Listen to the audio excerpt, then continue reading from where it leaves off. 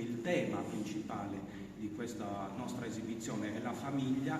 Ho voluto inserire questo brano sempre di Cosimo Bitta, che disegna un quadretto di altri tempi molto molto particolare, nelle sere di primavera inoltrata, quando comincia ad arrivare i primi tepori, i primi caldi, dunque la gente esce fuori, si usciva un tempo in cui racconta degli anziani che seduti nello sgabello con un bicchiere di vino chiacchieravano, parlavano di affari, mentre i bambini magari in San Righedda continuavano a giocare e a fare le loro monellerie, mentre le mamme discutevano fra di loro rammendando oppure sistemando magari il corredo. Ecco, questo è un quadretto che a me ha lasciato veramente un bel sapore in bocca.